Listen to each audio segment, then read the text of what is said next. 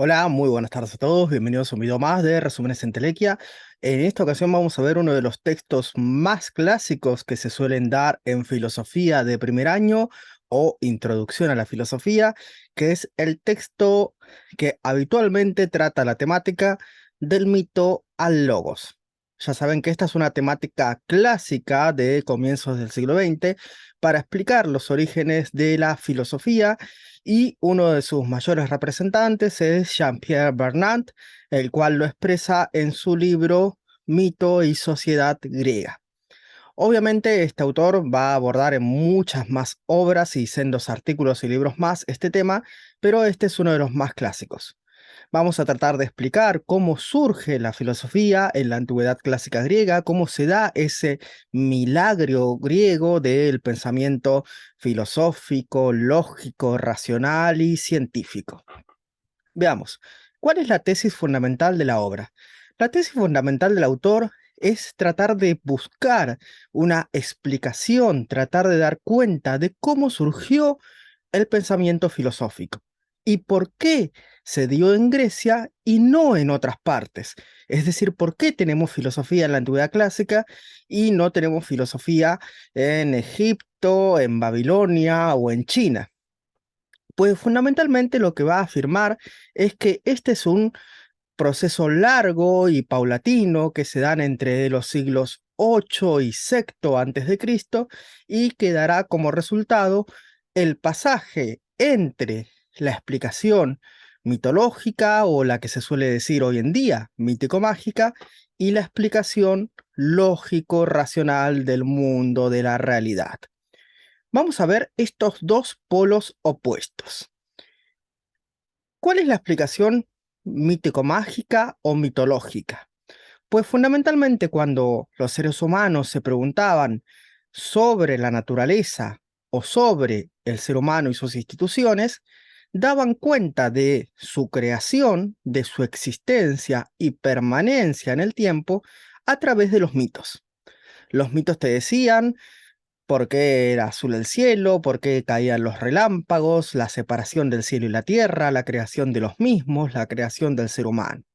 Y también hablaba de instituciones como eran obviamente el poder, el matrimonio, la guerra, el amor, es decir, explicaban tanto aspectos naturales como aspectos humanos. ¿Y de qué forma lo explicaban? Pues obviamente recurriendo a una explicación mítico-mágica. Un dios lo había querido así, un semidios o un héroe hizo tal cosa y por tanto hoy en día nos comportamos o actuamos de tal forma o reverenciamos tales o cuales costumbres, leyes y tradiciones. Ahora bien, en algún momento en la Magna Grecia, tirando para el lado de Oriente, lo que hoy son las costas de Turquía, algunos pensadores jonios, como Tales de Mileto, Anaximandro, etcétera, empiezan a pensar otras explicaciones respecto primero de los fenómenos naturales.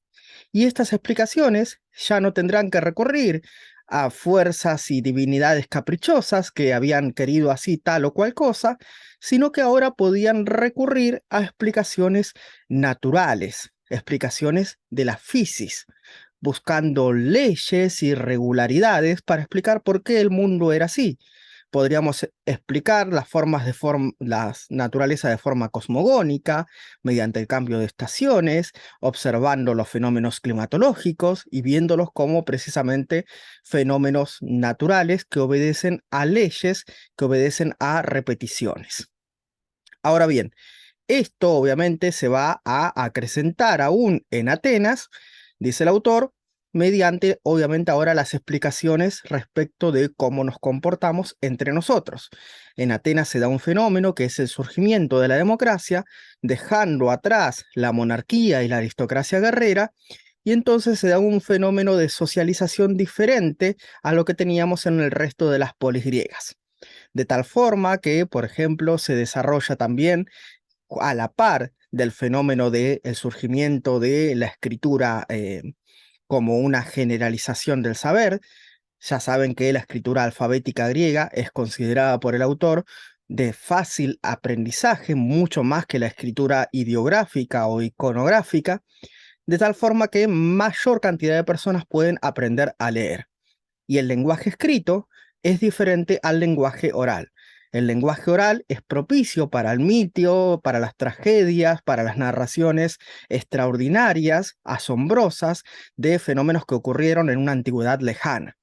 Ahora bien, la escritura escrita, por su propia, como fenómeno cognitivo, permite estructurar mejor las ideas en tesis, antítesis, afirmaciones, argumentaciones, y se presenta un orden de las ideas para tratar de convencer y disuadir al otro, no mediante el asombro, mediante conquistarlo, mediante el carisma de lo que estamos narrando, mediante la métrica, la sonoridad o lo extraordinario de los fenómenos que estamos describiendo, sino mediante el convencimiento racional, mediante el uso de la razón.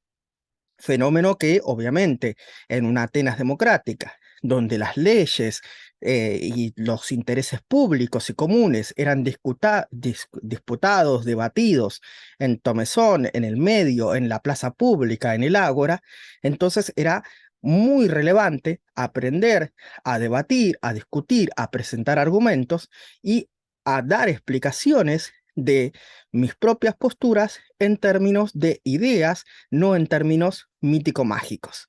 Así también ha acompañado el surgimiento de la explicación filosófica respecto de lo humano a través de Sócrates, la búsqueda del bien, la virtud, la belleza y la justicia en términos cívicos, en términos de la polis de la república. Bueno, todos estos fenómenos se van dando a la par o van sucediendo coetáneamente, desencadenando en lo que vimos en el siglo V, que es el surgimiento y el auge de la filosofía clásica. Bueno, hasta aquí nuestro brevísimo, curioso y caótico repaso de la exposición más amena que puedo dar de el pasaje del mito al logos. De más está decir que son sinónimos. Mitos quiere decir, por así decirse, palabra, relato, narración, como una especie de fábula, y logos quiere decir palabra, pero una palabra más asociado a el discurso, a lo racional, a lo estructurado, a lo argumentativo, a lo que deja en claro determinadas ideas. Por eso es el pasaje del mitos al logos, de una palabra mítico-mágica, fabulosa y narrativa, a una palabra argumentativa, demostrativa, argumentada, sostenida por ideas. Sin más, si te ha gustado este video, si te ha servido para entender los orígenes o los comienzos de la filosofía, déjame un like, compártelo con todos tus compañeros, colegas y amigos, y si eres profesor y lo comparte con tus alumnos, me ayudas muchísimo a que este sea el canal más grande de divulgación de las ciencias sociales. Un saludo grande y adiós.